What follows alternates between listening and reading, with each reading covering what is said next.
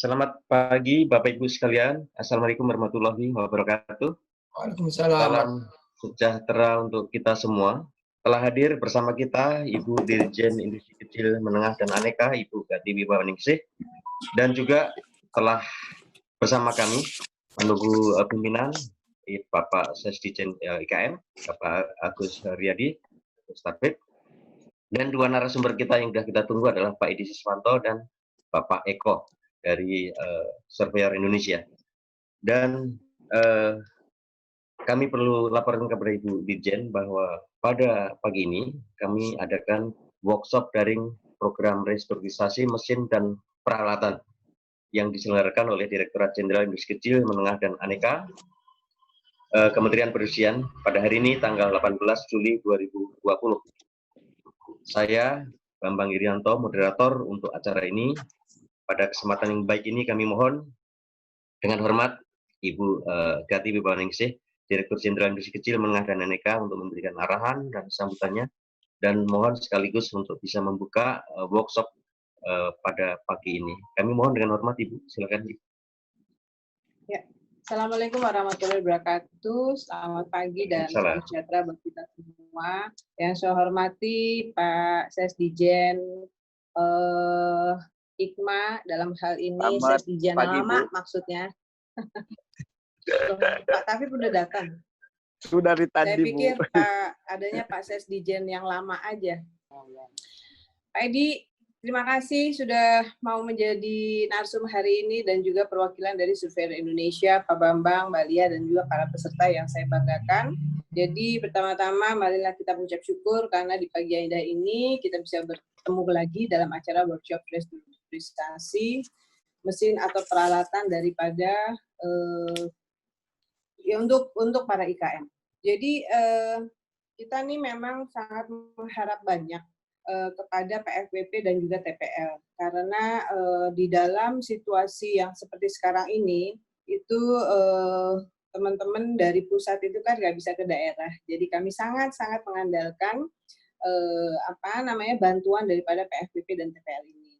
Nah, kita punya suatu fasilitas yang bagus untuk para IKM di mana tidak bisa atau tidak dimiliki oleh pembina industri besar. Oleh karena itu, fasilitas ini harus benar-benar kita sosialisasikan kepada para IKM.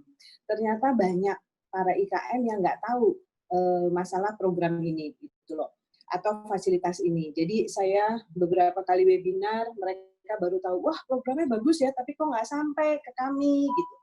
Nah ini makanya saya terima kasih sama Mbak Lia dan juga Pak Bambang yang sudah melaksanakan acara ini. Mungkin nanti Pak Bambang, Mbak Lia, tolong dibikin setiap sentra kali kita adakan sosialisasi seperti ini, gitu loh, supaya mereka tahu semua. Suara saya kedengaran nggak ya? Kedengaran. Oke. Kayaknya harus seperti itu ya Pak Edi ya. Jadi supaya benar-benar suaranya nggak keluar ya? Keluar. Kedengaran Ibu, buat kami kedengaran Bu. Oh, Pak Bambang yang salah kali speakernya. Nah, jadi mungkin untuk sentra-sentra yang besar-besar yang menjadi fokus kita, rasanya nanti perlu kali Mbak Lia dibikin mungkin koordinasi ya nanti sama Mas Eko data kita. Nah, hasil dari pendataan MAPIT nanti kan terlihat sebaran sentranya di mana. Kan kita fokus ke pangan, kemudian ke fashion, logam, dan juga tentu saja kalau IKM kan tidak ada lagi yang lain selain kerajinan, karena kerajinan hanya dibina oleh Direktorat Jenderal Industri Kecil, Menengah, dan Aneka.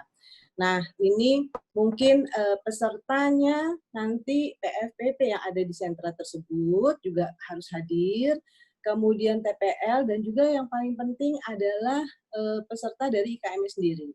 Oleh karena itu, nanti mungkin setelah acara ini perlu diadakan koordinasi dengan PFBP dan juga dinas yang terkait untuk mengundang mereka.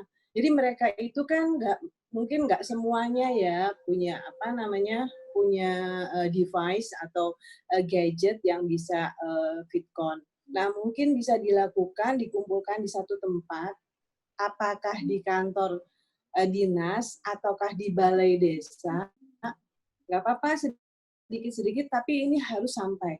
Kalaupun mereka yang tidak mungkin mengikuti video conference, nah saya mohon kiranya video yang tadi, yang diputar tapi suaranya nggak ada, kemudian form, cara, ini saya minta tolong kepada PFPP dan TPL ini untuk menyampaikan kepada mereka. Jadi sistemnya adalah door to door. Karena ini ada anggaran sekitar 30 triliun untuk UMKM di mana IKM ada di dalamnya.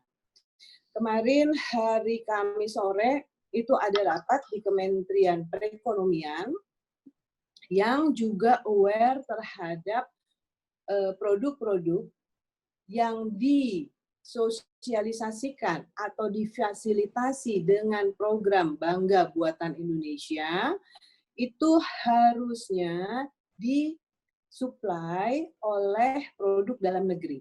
Nah, ini ada kekhawatiran. Oleh karena itu, Kementerian Perekonomian akan menyalurkan, akan membantu Kementerian Perindustrian untuk menjadi ujung tombak daripada suplai produk-produk dalam negeri. Nah, ini kita harus mempersiapkan si IKM-nya. Salah satunya adalah dengan meningkatkan atau merevitalisasi permesinan mereka. Kita punya program restrukturisasi. Nah, ini harus sampai kepada mereka. Bagaimana, ini kan potongan harga, yang 30 atau 25% itu dari Kementerian Perindustrian dalam hari Direktur Jenderal IKMA, yang 70 atau 75% itu dari Danakur. Itu. Jadi mereka benar-benar terfasilitasi. Kemudian kalau memang ada nanti kebutuhan untuk pemenuhan bahan baku, tolong nanti kami diinformasikan oleh teman-teman PFBP. Ya, itu. Nah, dalam jangka waktu dekat ini akan ada penyaluran KUR dari yang akan diberikan oleh Ibu Wakil Presiden melalui Dekranas. Nah, ini saya minta tolong kepada PFPP atau TPL, tolong dilihat siapa IKM yang membutuhkan dana KUR saat ini, khusus untuk kerajinan dan fashion atau garment atau konveksi. Tolong dilihat di IKM di daerah masing-masing PFPP. Saya butuh minimal ada 5 IKM untuk disalurkan KUR oleh pihak perbankan. Tanggal penyalurannya atau tanggal pemberiannya adalah bulan Agustus tanggal 15. Itu. Jadi tolong mulai sekarang itu di PFPP dan TPL ini harus mulai gerak. Kalau misalnya ada yang berhasil IKM-nya disalurkan, saya undang ke Jakarta untuk hadir di pameran yang akan diselenggarakan oleh Bank Indonesia. Pak Edi, namanya KKI itu singkatan Kria Kreatif Indonesia ya? Kreatif Kria Indonesia kalau nggak salah. Nah itu, Balia, nanti kita itu ya Lia, kita kasih reward-nya untuk melihat pameran itu. Karena pameran itu tuh pameran bagus gitu loh. Sehingga nanti PFPP bisa melihat, oh sebenarnya saya harus membina si IKM supaya bisa memproduksi barang seperti ini ya. Gitu. Jadi saya undang nanti reward-nya kalau ada IKM yang bisa disalurkan atau dipilih untuk disalurkan KUR, ini nanti diberikannya rencananya oleh Ibu Wakil Presiden dari Bank Himbara, salah satu Bank Himbara.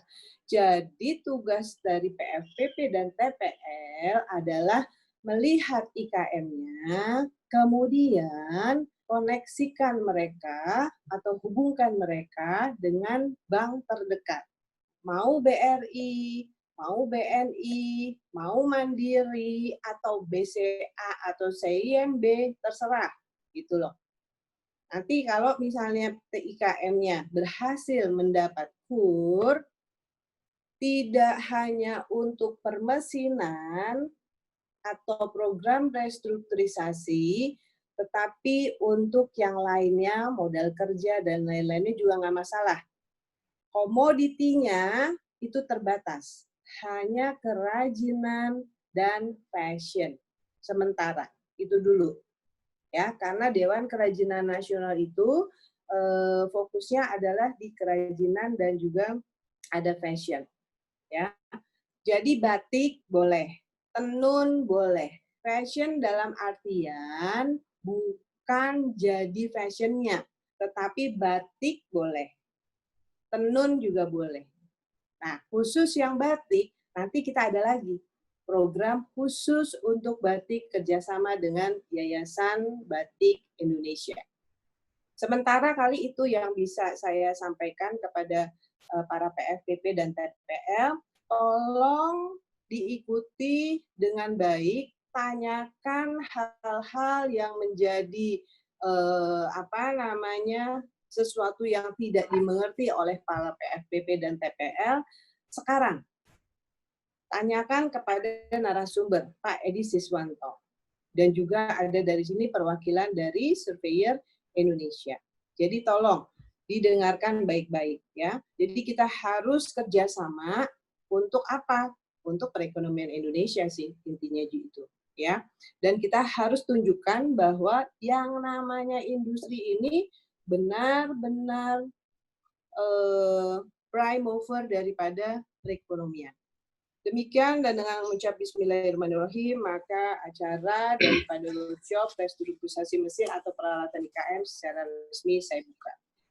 Terima kasih. Wassalamualaikum warahmatullahi wabarakatuh. Waalaikumsalam warahmatullahi wabarakatuh.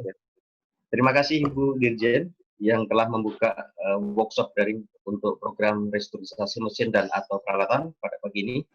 Mohon izin Ibu Dirjen, sebelum Ibu meninggalkan ruang, kami laporkan bahwa peserta ini diperkirakan 100 dan telah hadir 83. Itu terdiri dari 45 TPL dan 35 adalah PAPP. Satu lagi telah hadir juga adalah 14 pos pelayanan dari program restruk ini. Tentu saja akan melengkapi dari workshop ini Ibu untuk bisa sama-sama diskusi terkait dengan pelaksanaan program restruk ini. Untuk mengawali workshop ini, kami juga ingin memperkenalkan para narasumber yang ada di kita. Yang pertama, Pak Edi Siswanto. Ini pimpinan kami tentu satu tim dengan Ibu Dirjen. Dan tentu program ini telah diawali sejak tahun 2009. Dengan program TPT, Tekstil Produk Tekstil, tentu saja sudah sangat lama, 10 tahun kita berkiprah untuk itu. Pak Edi adalah salah satu yang telah lama memonitor program ini, tentu saja akan banyak yang bisa disampaikan kepada Bapak Ibu sekalian. Yang kedua dari Pak Pensi Eko. Pak Pensi Eko itu posisi terakhir adalah manajer program restruk ini. Nah tentu saja pelaksanaan di lapangan beberapa kali kebetulan Surveyor Indonesia telah menjadi LPP sehingga akan lebih mudah untuk kita bertanya apapun yang terkait dengan program ini di lapangan. Saya rasa kami punya dua narasumber nanti akan secara berseri akan memberikan program ini. Kalau Pak Edi terkait dengan apa sih yang kami sebut kebijakan program restruk ini. Kalau nanti Pak Eko akan terkait dengan pelaksanaan program yang disebut LPP.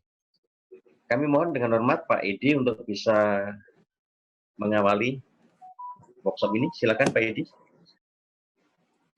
Sebelum Pak Edi, saya ini dulu ya Pak Edi, saya leave dulu ya, karena ada webinar yang lain nih.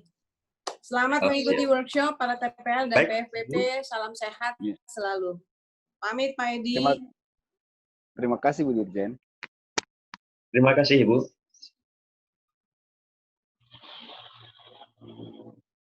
Oke. Terima kasih. Baik.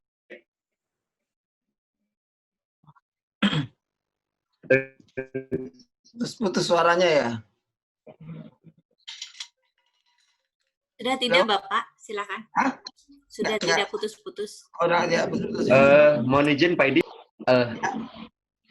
Gimana? sambil mempersiapkan Pak Edi, mohon izin kami bacakan CV Bapak dulu Oke, monggo. kepada Bapak Ibu peserta workshop bahwa Pak Edi Seswanto ini kami sampaikan informasi posisi terakhir adalah beliau adalah asesor manajemen mutu industri ahli utama. Tapi sebelum itu beliau sudah beberapa kali dalam posisi eselon 2, mulai dari kami sebut aja di Direktur Industri Pangan dan Industri Kecil Wilayah 3, sampai yang terakhir adalah Sekretaris Direktorat Jenderal Industri Kecil Menengah dan Aneka.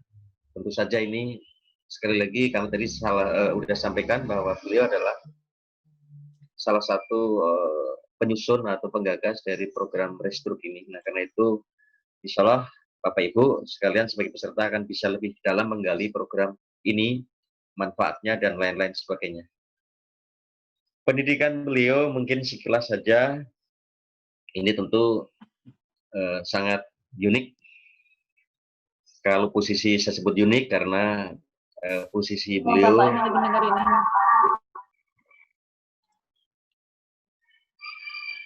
halo.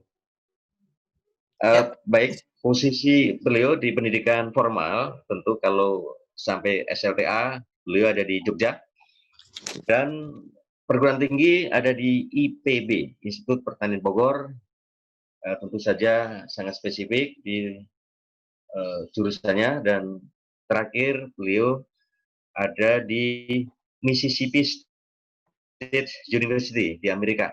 Nah, tentu saja ini semakin melengkapi dari sisi konsep yang selama ini Bapak Sesdijen atau istilahnya Ibu Dirjen mengatakan Pak Sesdijen lama, tapi sebenarnya intinya adalah melekat erat dengan kebijakan-kebijakan di Direktorat Jenderal Industri Kecil dan Menengah. Nah, karena itu di luar posisi AMI-nya ternyata beliau juga masih diminta Ibu Dirjen IKM sebagai tenaga ahli di lingkungan kita. Saya rasa sekilas seperti itu Pak Edi, kami mohon presentasi nanti kalau ternyata di tengah-tengah ada satu dua yang mau tanya, mohon izin untuk bisa direspon ataupun mungkin terakhir baru Bapak berkenan untuk bisa ditanyakan oleh peserta sekalian. Terima kasih, silakan Bapak. Ya, makasih Mas Bang. Assalamualaikum warahmatullahi wabarakatuh. Selamat pagi dan salam sejahtera untuk kita semua. Jadi program ini pakai nggak apa namanya? Pakai share screen ya. Share screen atau langsung dari Mas Wahyu atau dari saya? Oke, udah.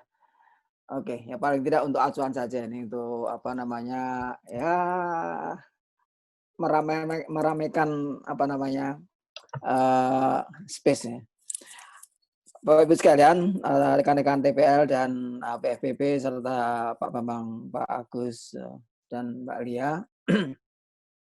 Jadi kalau kita bicara, saya bicaranya mungkin tidak terlalu sesuai dengan ini ya. Jadi nanti bisa dikembangkan sendiri.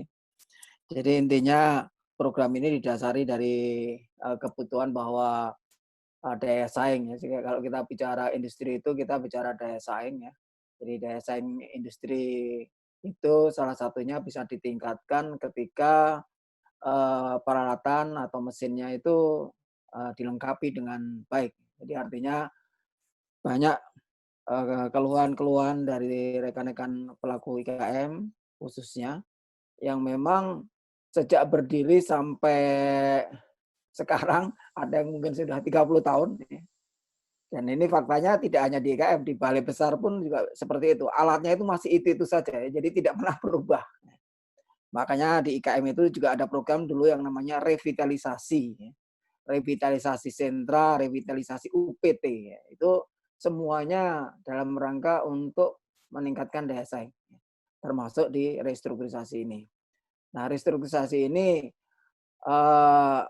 terakhir ini kalau kita lihat di sini diatur dengan Permen, ya, Permen nomor 14 tahun 2019, yang pada dasarnya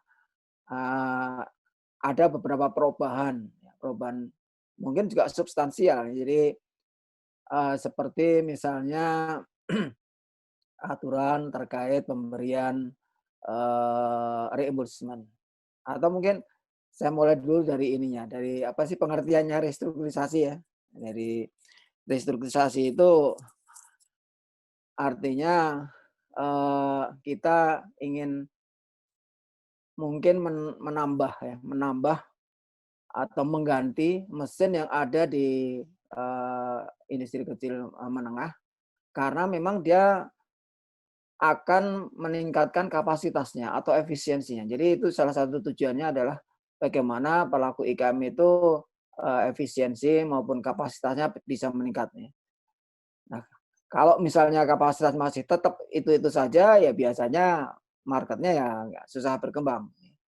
Demikian pula kalau efisiensinya masih rendah, pasti dia akan sulit bersaing atau akan kalah bersaing dengan produk-produk sejenis yang mungkin berasal bisa jadi dari perusahaan besar, bisa jadi dari perusahaan multinasional. Jadi sekarang ini tidak bisa segmentasi itu dilihat secara nyata, secara jelas.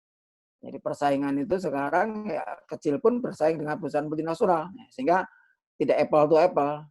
Nah, oleh karena itu makanya Kementerian Perindustrian melihat bahwa persaingannya itu sekarang tidak hanya industri kecil dengan industri lokal atau industri mungkin besar, tetapi juga dengan perusahaan multinasional. Nah, ini yang kadang-kadang memang perlu ada suatu intervensi-intervensi pemerintah yang keberpihakannya terhadap pelaku IKM itu menjadi sangat besar. Nah, kembali ke program restrukturisasi tadi, ini metodenya adalah dengan reimbursement. Coba mungkin pindah caption, Mas Wahyu. Jadi, nah ini tadi yang tujuan ya, kira-kira arah daripada programnya adalah untuk penggantian sebagian, karena memang nanti hanya 25-30% yang bisa diganti. Kemudian yang sebelah kanan itu, sebelah kiri ya kalau di situ ya, sebelah kiri itu adalah tadi saya sampaikan untuk peningkatan daya saing ya. Kemudian caption berikutnya Mas Wahyu. Nah ini kelompok yang bisa kita fasilitasi yang mempunyai range investasinya dari kecil sampai menengah. 1 miliar sampai 15 miliar, kurang dari 15 miliar. Kemudian tentunya ini juga untuk produk-produk tertentu atau kelompok-kelompok industri tertentu, ya, tidak semuanya. Namun demikian saya yakin hampir semua industri kecil menengah bisa masuk di sini. Ya, kalau kita lihat kelompoknya itu relatif sangat banyak, ya, sangat banyak sehingga masih memungkinkan hampir semua industri kecil itu bisa mengakses program restrukturisasi ini. Lanjut Mas Wahyu. Nah ini tadi yang kelompoknya yang hijau itu yang nanti berhak atau boleh ya. Walaupun nanti kalau kita bicara di lapangan itu kadang-kadang memang izin yang dikeluarkan dengan kondisi fisik itu kadang-kadang suka meragukan. Nah ini nanti tugasnya dari teman-teman LPP nanti akan disampaikan oleh Pak Eko. Tetapi intinya nanti ketika rekan-rekan ini TPL dan PFPP kan tadi diberi tugas oleh Bu Gati untuk memberikan informasi kepada para pelaku IKM di wilayahnya masing-masing. Jadi kalau misalkan katakanlah investasinya 1 miliar mengaku industri kecil. Tetapi kalau kita lihat barangnya atau mungkin kondisi mesinnya di situ sudah banyak dan bisa kita perkirakan mungkin lebih, Kalau masih kecil sih mungkin masih bisa masuk karena bisa meleset di menengahnya. Tetapi ketika dia menengah, kemudian investasinya harusnya 15 menit, ya fakta di lapangan kelihatannya mungkin mesinnya sophisticated ya, bisa saja karena kalau kita bicara industri logam itu bisa jadi orangnya mungkin cukup 3, tetapi CNC-nya bisa 2 ditambah dengan mesin-mesin yang lain 3 atau 4, karena ketika kita bicara dengan mesin-mesin yang sudah advance relatif itu hanya sebentar untuk men-setting. Setelah settingnya selesai, kemudian mesin itu dijalankan, ya dia tinggal melakukan monitoring saja. Ini artinya satu orang pun bisa memegang ya, lebih dari satu mesin. Ini terjadi di mesin-mesin logam biasanya. Jadi bisa jadi nanti investasinya diizin masih ngaku 15 miliar, tapi fakta di lapangan bisa seperti itu. Tapi ini nanti tugasnya teman-teman LPP ya. Jadi bukan tugasnya teman-teman ATPL atau PFPP untuk menghitung investasi. Yang jelas pedoman pertama adalah perizinan ya, apakah UI atau UMK misalnya. Dan inilah yang nanti akan sering bermasalah terkait dengan yang kecil-kecil tadi, karena terus terang program ini sebenarnya lebih kita fokuskan ya, kepada pelaku-pelaku industri yang benar-benar kecil mikro. Makanya nanti kalau kita bicara reimbursement itu sekarang 5 juta juga sudah bisa ya. 5 juta itu artinya dia pembeliannya 20 juta misalnya, karena misalnya kita ambil yang 25%. Kalau lebih ya syukur. Jadi artinya teman-teman TPL maupun PFPP coba nanti di daerahnya masing-masing, kalau ada yang belum tahu atau mungkin ada yang tertarik dengan program-program itu, ya disampaikan saja bahwa intinya ketika dia melakukan pembelian mesin baru, ya, ini nanti ada persyaratan, coba Wahyu pindah. Jadi siapa yang boleh mengakses ya? Ini kriteria persyaratannya pemohonnya. Yang penting dia melakukan yang nomor 3 itu, melakukan pembelian mesin. Jadi bukan akan beli, tetapi sudah melakukan pembelian. Jadi artinya ketika dia mau mereimburse itu mesinnya itu sudah dibeli, sudah dipasang, ya. Mungkin malah sudah dioperasikan, ya. Tetapi ada batasan mesin yang boleh diajukan reimbursement-nya tadi pembelian setelah bulan Agustus tahun kemarin 2019 sampai nanti Oktober ya, Oktober tahun ini ya. Jadi bisa. Kemudian mesin ini tentunya dipasang atau dipakai sesuai dengan izinnya. Jadi artinya alamatnya itu antara mesin dengan izin itu sama. Jadi jangan sampai kadang-kadang kalau di lapangan itu seperti ya namanya juga industri kecil ya, dan menengah. Ini kadang-kadang bisa jadi izinnya beralamat di rumahnya yang satu. Kemudian ketika dia berkembang kemudian memindahkan sebagian fasilitas produksinya di rumah yang berikutnya, dari A ke B misalkan. Jadi yang pertama itu A, kemudian karena dia berkembang, dia pindah B. Nah, izinnya masih di A. Nah, sedangkan mesin yang dibeli tadi itu di lokasinya di B. Ini yang suka menjadi masalah. Suka menjadi masalah karena kalau sesuai dengan aturan harusnya ya kalau alamatnya A, mesinnya juga ditempatkan di A. Jadi benar-benar sesuai antara yang tertulis dengan kondisi fisik di lapangan. Nah, ini memang nanti tugas teman-teman di LPP. Nanti kasus-kasus seperti itu akan kita bawa di dalam rapat yang namanya rapat teknis RTT. Lanjut Mas Wahyu.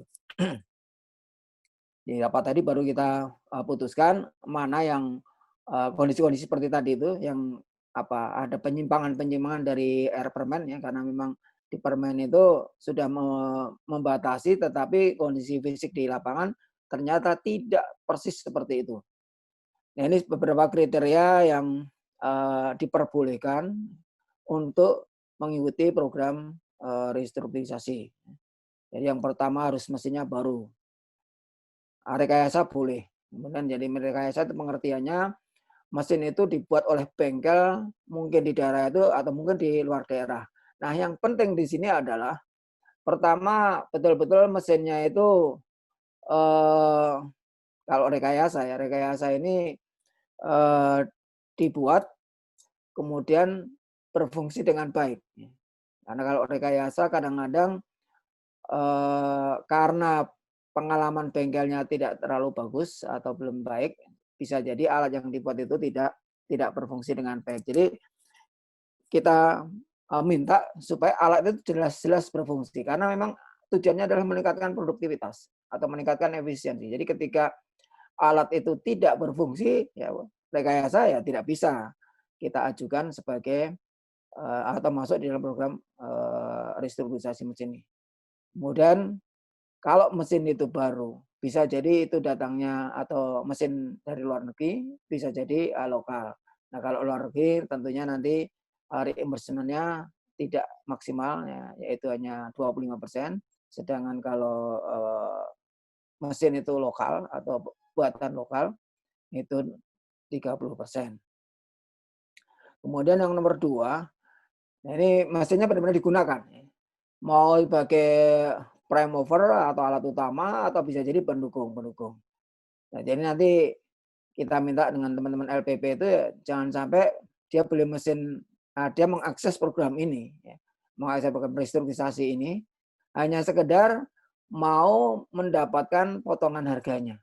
Artinya dia sebenarnya tidak ingin meningkatkan produksi dan sebagainya, tetapi karena melihat ada chance untuk reimbursement. Nah inilah yang diakal-akalin. Ini yang kita selalu wanti-wanti ke teman-teman LPP supaya benar-benar diyakinkan bahwa mesin ini nanti akan digunakan untuk produksi, bukan digunakan hanya setelah setahun atau setelah 2 tahun dijual lagi. Ya.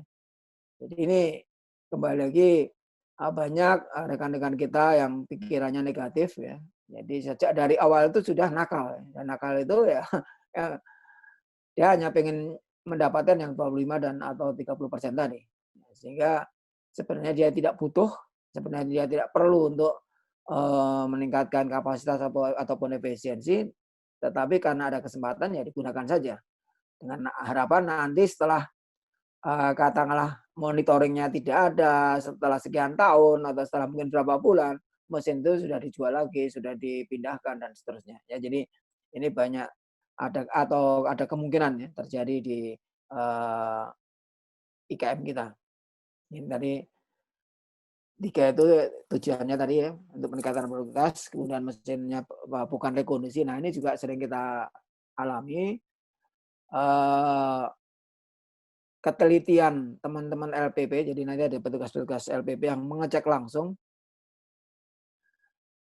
untuk membedakan mesin rekondisi dengan mesin baru. Nah sebenarnya ada teknik-teknik tertentu untuk mengetahui mesin-mesin seperti itu. Kadang-kadang ada kode-kode khusus di dalam satu mesin, ya, apalagi kalau mesin-mesin CNC itu.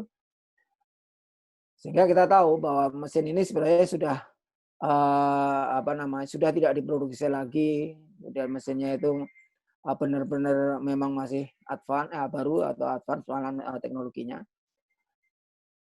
Sehingga kalau misalnya didapati mesin atau di lokasi tadi mesinnya ternyata rekondisi, ya kita tolak, kita putuskan untuk ditolak, ya. Tidak bisa mengakses program ini dan saya kira nanti tidak perlu dirapatkan di rapat RTT. Karena nanti setelah ini kembali lagi kalau kita bicara program pemerintah pasti akan ada pemeriksaan dari inspektorat. Ya, memang artinya tidak semua akan diperiksa, tetapi ketika ada kejadian dan ternyata inspektor lari ke situ, masuk ke situ dan menemukan, nah ini yang jadi masalah kita semua. Jadi artinya baik teman-teman LPP maupun nanti rekan-rekan Korkiat dan Korgiat dan apa itu? Itu yang jadi bisa jadi ya ke bawah-bawah lah. Nah, tadi saya sampaikan mesinnya pembelian Agustus tahun kemarin. Ini salah bukan 2000 iya benar 2017 ya. Diproduksi ada produksinya ya. Tetapi pembeliannya tahun kemarin. Kalau diproduksinya 3 tahun yang lalu boleh. Lanjut Mas Wahyu. Nah, ini kira-kira apa-apa yang terkait dengan restruk. Jadi bentuknya itu penggantian. Ya. Jadi makanya beli dulu.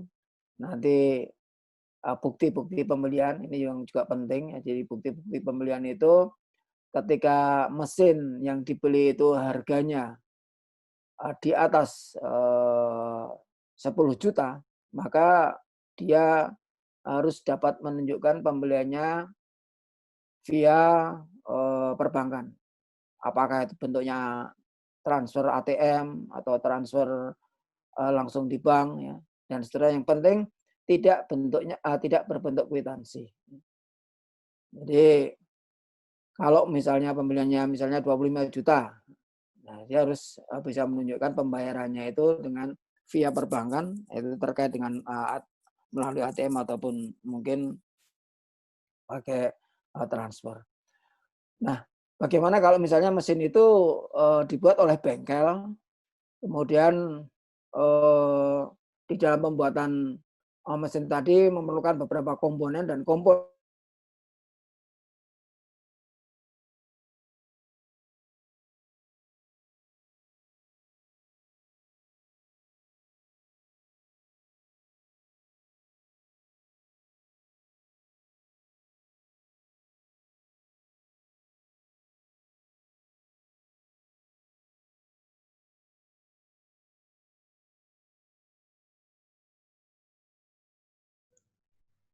Ada suaranya. Putus Pak Edi.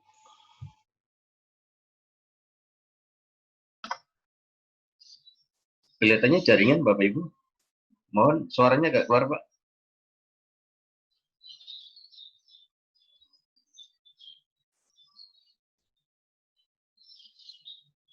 Bapak Ibu mohon sabar sebentar.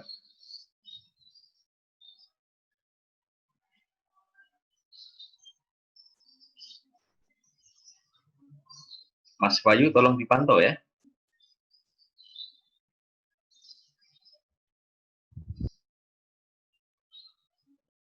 Suaranya hilang, Pak. Betul Pak, mohon izin tunggu sebentar Bapak. Kelihatannya jaringan dari Pak Edi putus Pak.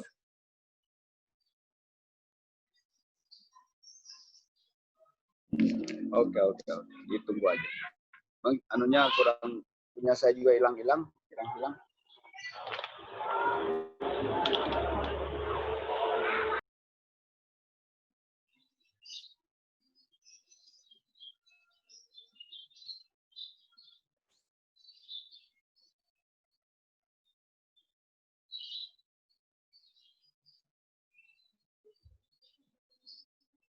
Sambil menunggu Pak Edi, Bapak Ibu, kami informasikan bahwa Pak Edi Siswanto ini dulu alumni PFPP, Pejabat Fungsional Perindustrian dan Perdagangan.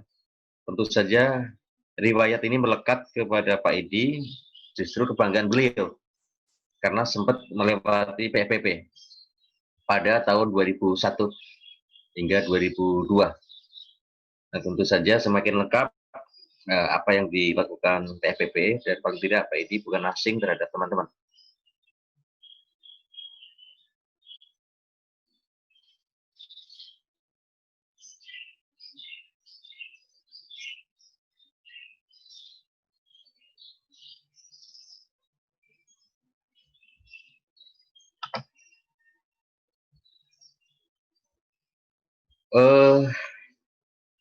Mungkin tidak ada salahnya kalau sambil menunggu Pak Edi, silahkan Bapak Ibu yang sekiranya mau bertanya. Kebetulan Dalam forum ini juga ada saya sebagai PPK juga terkait dengan program Restro, termasuk ada Pak Edisis, Pak Agus Taufik Priyadi. Tentu saja juga bisa memberikan masukan terkait dengan program ini. Dan tentu saja aktivitas di lapangan ada kawan kita dari LPP, itu Pak Eko, dari Surveyor Indonesia. Silakan kalau Bapak Ibu ada yang sambil menunggu Pak Edi untuk bertanya misalkan silakan, atau mungkin memberikan masukan silakan.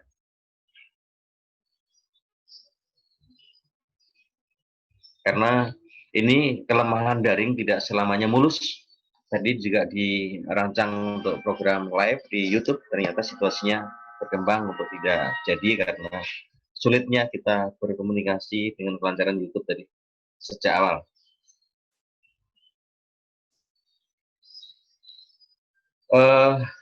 Sambil menunggu respon teman-teman, kami informasikan bahwa seminggu terakhir Ibu Direktur Jenderal termasuk Pak Ses, Pak Agus Taufik Priyadi telah bersama-sama untuk memberikan dorongan lebih terhadap program Restruk ini. Salah satunya adalah mau diangkat naik prosentasi potongan harganya. Tentu saja ini mengalami masa-masa yang variatif, sejak dulu 45% hingga 35% yang mesin dalam yang impor. Terakhir kita hanya bisa menikmati 30% dari mesin impor dan dalam negeri, dan 25% mesin-mesin impor. Nah, ini mau dinaikkan lagi, khususnya menghadapi masa pandemi ini menjadi 45% untuk mesin dalam negeri dan 35% untuk mesin impor. Tetapi ada sedikit kendala, betapapun program ini akan jalan kalau payung hukumnya kuat. Salah satunya harus merubah permen. Nah, kalau merubah permen itu sangat berat, sehingga kita, khususnya Pak Agus, Pak Ses, telah melihat kesiapan kita, mungkin bentuknya adalah menambah volumenya. Volume dari program ini, artinya semakin banyak yang terima, semakin bagus. Tentu saja tadi Bu Dirjen sudah sampaikan dalam forum pembukaan, silahkan dana akan ditambahkan, tentu saja permen insya Allah nggak usah berubah dulu. Karena beratnya merubah permen paling nggak perlu waktu 3 bulan, 4 bulan, sehingga potongan harga ini tidak lagi dinaikkan seperti halnya 4 tahun, 5 tahun yang lalu. Nilainya masih sekitar 45% itu. Silakan kalau pancingan-pancingan dari Pak Edi, presentasinya termasuk informasi yang cukup menggembirakan tadi. Ada yang mau menambahkan? Izin bertanya Pak Bambang. Baik, dari Sleman. Ya. Oke, Mas Dimas, silakan. Ini tadi sekilas kita baca slide dari Pak. Boleh agak keras? Slide dari agak keras sedikit, suaranya masuk. Bisa dengar Pak? Oke. Ya, tadi slide dari Pak Edi mengatakan bahwa untuk restrukturisasi mesin ini hanya 3 kali paling banyak per periode anggaran. Itu se-Indonesia atau bagaimana? Ya, terima kasih. Mungkin itu dulu Pak. Baik. Ya, jadi 3 kali ini tentu berdasarkan evaluasi kita. Kalau Bapak Ibu mencermati program PFPP itu kan dari potongan harga yang 45% hingga yang sekarang hanya 30% itu tentu saja mengalami masa-masa yang sensitif. Ada daerah-daerah tertentu yang waiting list-nya panjang sekali, sehingga mempengaruhi program ini menjadi siapa cepat, siapa dapat, dan siapa yang cerdas, teliti, cepat, itu dapat peluang yang lebih. Karena itu pembatasan ini menjadi sebuah keyakinan supaya tidak didominasi oleh kawan-kawan kita yang memang sudah lebih awal ngintip atau mengintai program ini dengan timnya, dengan orang-orangnya, sehingga dibatasi. Ini kenapa 3 kali maksimal dalam penerimaan itu. Bahkan pagunya pun dibatasi. Yang sekarang paling banyak hanya 300 juta dan paling sedikit 5 juta tadi. Nah, tentu saja ini juga karena evaluasi kita. Dulu awal-awal juga sempat di atas 500 satu orang satu perusahaan bisa menerima potongan harga. Berarti Bapak Ibu bisa bayangkan potongan harga yang 500 itu pembelian mesinnya seberapa. Nah, kami kebetulan sempat mengawal wilayah timur dulu, yang Enrekang itu sempat membeli mesin peralatan seharga 2 miliar.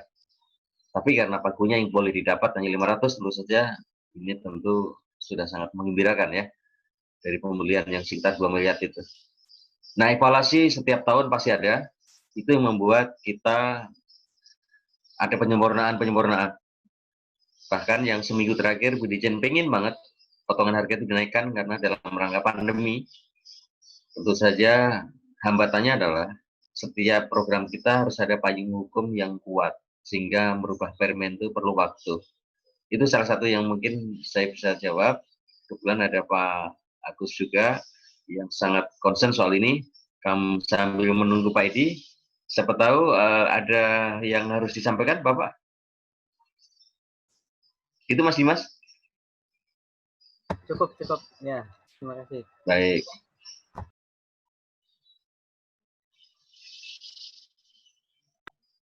Ya, terima kasih Pak Bambang penjelasannya. Saya Baik. kira udah cukup, itu tadi Pak Bambang udah jelas. Siap. Ya, kami tentunya Ada yang lain mau bertanya soal program ini? Kebetulan Pak Edi sedang berusaha masuk lagi.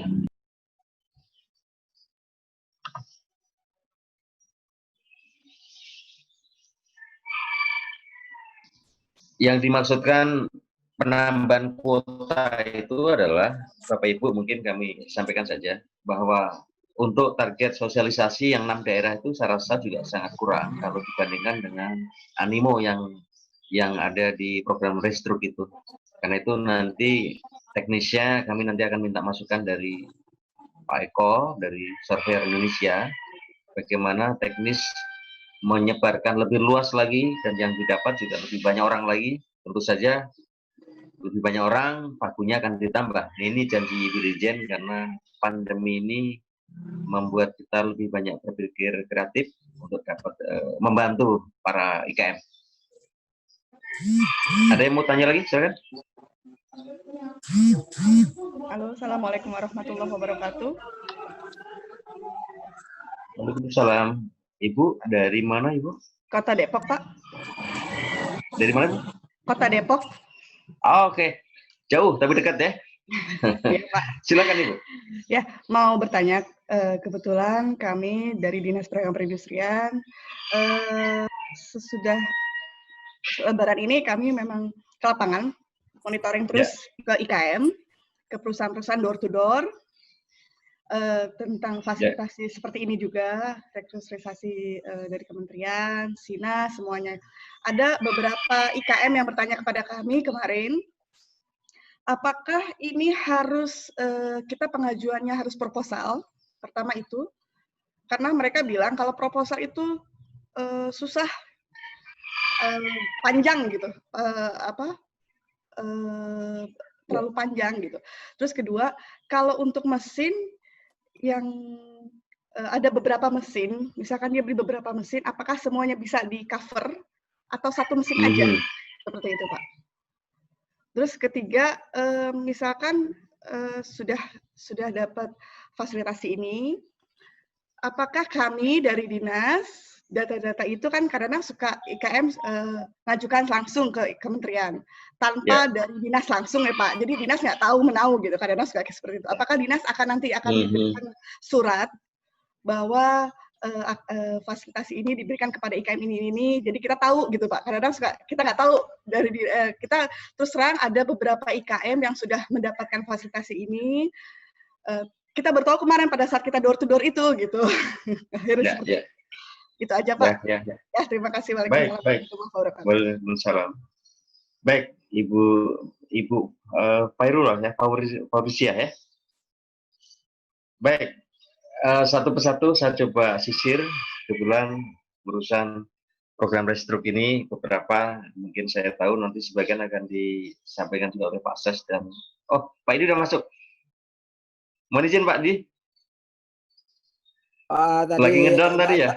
Enggak tahu, saya juga sudah dicoba beberapa jaringan nggak bisa juga sampai terakhir nih Ya. Pak pakai Edi gambarnya ganti nggak usah iPhone. muncul nggak apa-apa Pak, biar nggak hilang Iya. Bagaimana Pak? gambarnya nggak Nggak, tapi apa kalau namanya soal Betul. ya, jadi yang Pak Edi mohon izin 1 menit, ya, nanti mohon Bapak review dan ulang lagi beberapa. Tadi ada pertanyaan dari Depok bahwa salah ya. satunya adalah bagaimana pengajuan ini apakah tetap pakai proposal. Tentu saja ini gampang sekali dijawab bahwa ada pos-pos pelayanan kita yang kebetulan perpanjangan tangan dari SI. Nanti kalau ada daerah-daerah yang sangat concern, kita bisa proaktif lah Ibu untuk bisa kita bimbing. Formnya ada, bukan bentuk proposal tapi formnya yang kita sudah siapkan karena ini ada permennya, form-formnya terukur sekali. Nanti silakan kontak ke kita dulu juga boleh, biarkan nanti proaktif dari tim surveyor untuk datang ke lokasi-lokasi potensi. Yang kedua tadi sempat ditanya Pak Edi, mohon izin. Kalau daerah-daerah yang kebetulan kayak Ibu kita dari Dinas Perindustrian Perdagangan Depok ini pengen membantu, tapi banyak yang tidak diketahui sejauh mana IKM itu sudah langsung komunikasi dengan pusat atau bahkan komunikasi langsung dengan SI. Tentu saja daerah sebenarnya tidak kita tampik, harus. Namun sekali lagi catatan-catatan kecil, kadangkala kita ingin mudah, kita ingin dimudahkan, tapi kadangkala ada sedikit kendala tidak dijawab misalkan ya, adalah beberapa daerah. Karena itu untuk membuat netralisasi dari lembaga pelaksana program ini atau SI untuk bekerja, silahkan dengan caranya SI yang netral tadi. Tapi kalau sudah ada satu komunikasi yang baik, calonnya sudah dapat, tentu saja daerah harus dilibatkan untuk mengetahui ada daerah binaannya yang dimintakan program ini dan akan insya Allah akan berhasil kan gitu. Nah komunikasi itu nggak kita larang, bahkan harusnya ada. Tetapi ada kendala-kendala kecil seperti itu, mudah-mudahan tidak menjadi satu catatan khusus di Depok. Mohon izin Pak Edi, karena sambil nunggu Bapak tadi, ini hanya tulis start. Silakan Bapak lanjut. Terima kasih. Ya, jadi mungkin biar sekalian jawab Pak Uziah tadi ya. Jadi intinya ketika ada kesulitan, nah LPP itu tugasnya membantu nanti. Ya, jadi nanti Mas Eko akan memberikan paparannya juga. Jadi seperti kesulitan membuat proposal misalnya. Nah ini tadi disampaikan Mas Bambang udah ada form-formnya, tinggal diisi saja. Kemudian nanti ya diproses melalui LPP. Ya. Jadi nanti LPP semuanya lihat LPP dulu Bu. Jadi ini ada flowchartnya. Cuma lihat LPP dulu. Setelah LPP mendapatkan calon-calon yang potensial lah, bisa kita katakan seperti itu. Nah baru nanti dibahas dengan kami, dengan teman-teman direktur. Ya.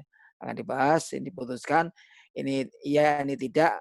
Dan tadi masalah di lapangan tadi mungkin teman-teman PP tidak bisa memutuskan langsung di situ. Ini boleh, ini tidak boleh, tidak. Nah, nanti akan dibawa di RTT ketika memang itu semuanya di daerah abu-abu ya. Kalau jelas-jelas salah misalkan, oh ini perusahaan besar ya jelas itu langsung ditolak di situ. Jadi artinya tidak perlu dibawa ke rapat dengan teman-teman eselon 2 di Jakarta.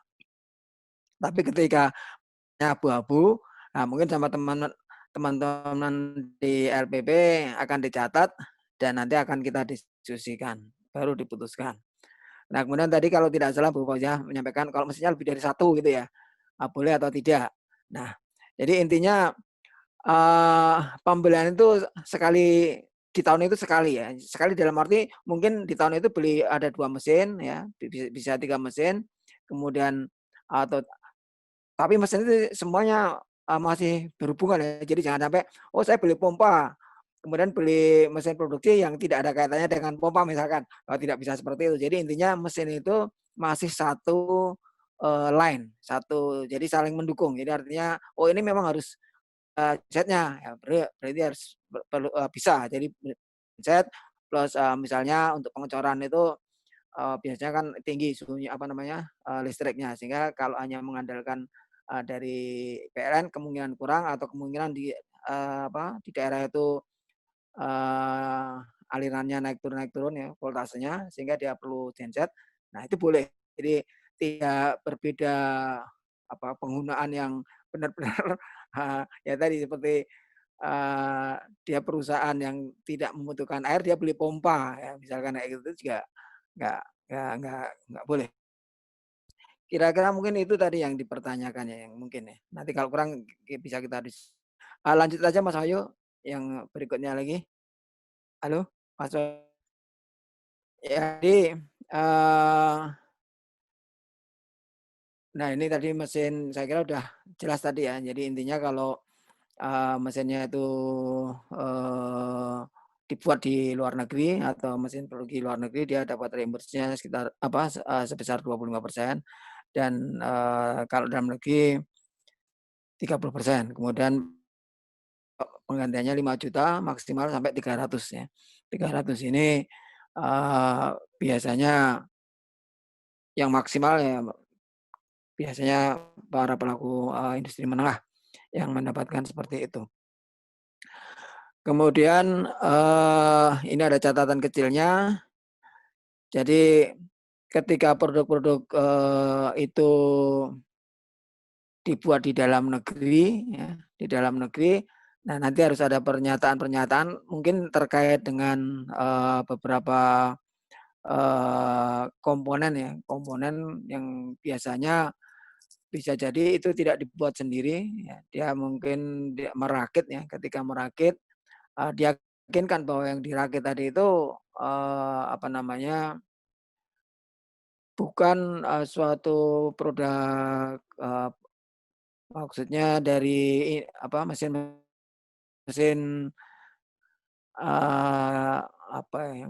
yang jelas intinya itu di sini kita mengarahkan kepada perekayasaan yang bisa dibuktikan bahwa itu dibuat oleh lokal.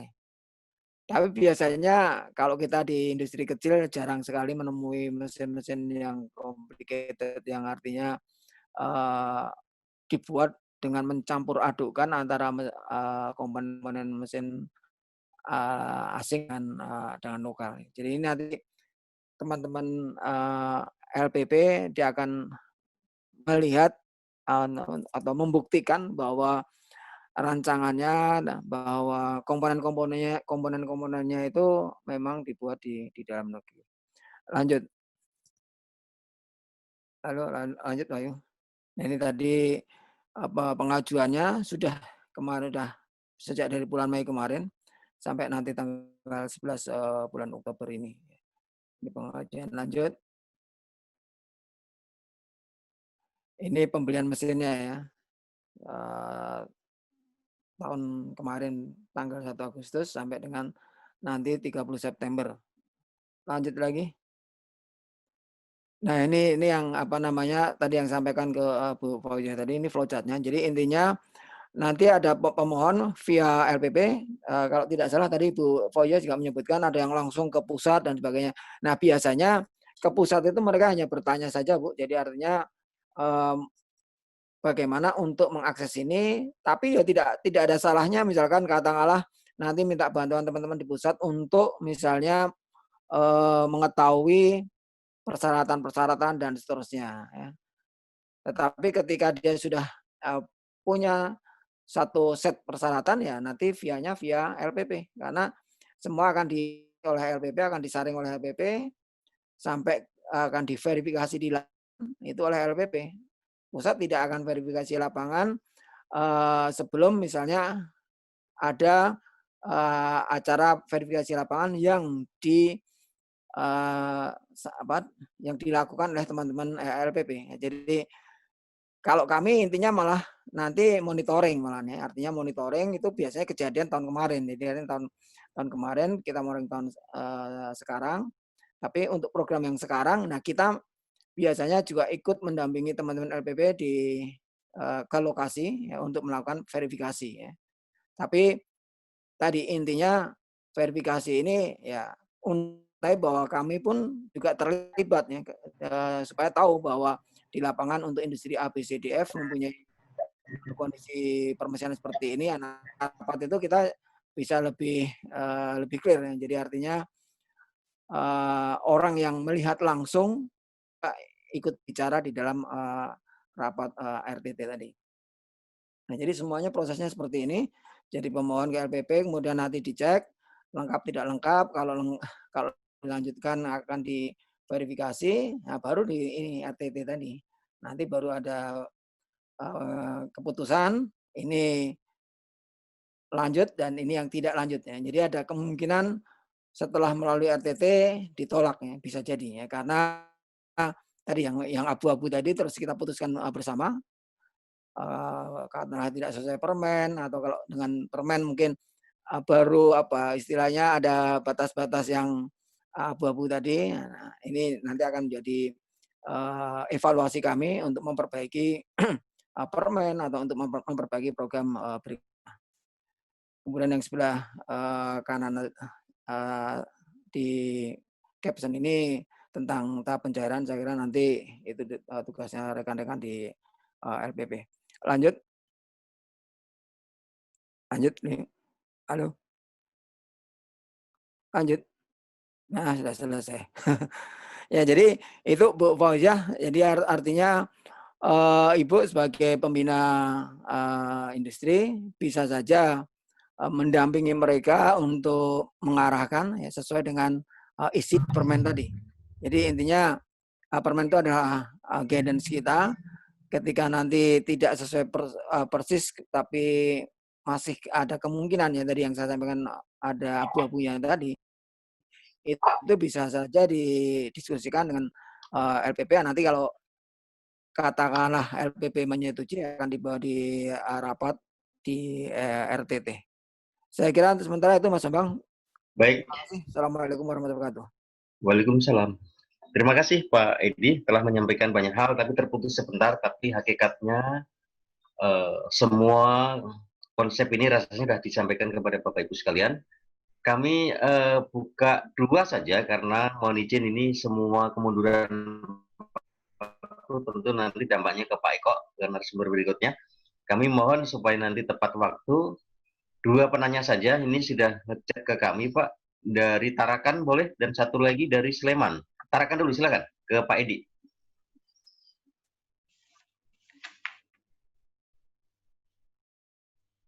Ya, Assalamualaikum warahmatullahi wabarakatuh, Pak. Waalaikumsalam. Terima kasih atas kesempatan yang diberikan. Kami mau tanya, untuk di Tarakan sendiri, ada bengkel yang untuk membuat mesin, dan apakah bisa jika IKM kami membuat barang tersebut di bengkel, kemudian diajukan untuk restrin.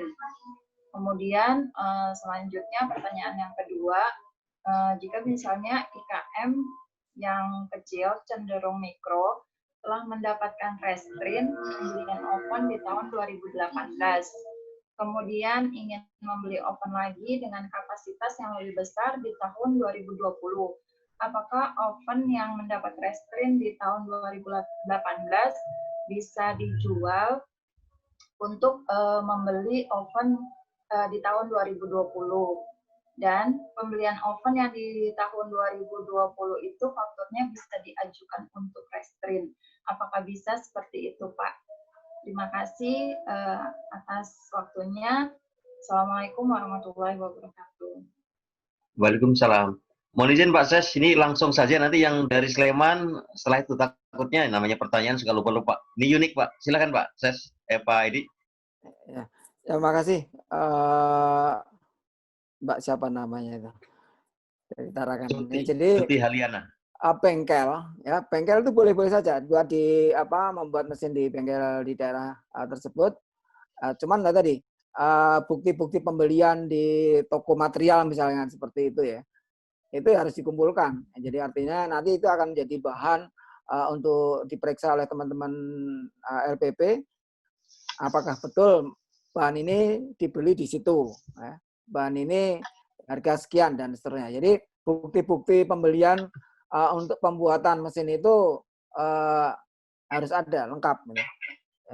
Kemudian kalau pembelian tadi misalkan kwitansi dan seterusnya, kalau misalkan memang masih masuk orange ya di bawah 10 juta ya masih kita perbolehkan. Tapi kalau mesin beli materialnya lebih dari 10 juta misalnya, nah dia harus pakai mekanisme mungkin ATM atau mungkin transfer. Bisa jadi kwitansinya sementara terus nanti pembayarnya ATM via transfer ya untuk mungkin banyak sekali kalau itu tank pendril gitu ya, kecil-kecil banyak dijumlahkan ketika sampai dengan misalkan 9 juta sekian atau mungkin 10 juta jadikan satu. Nah ini semua ya intinya begini Mbak, kembali lagi kita tidak pengen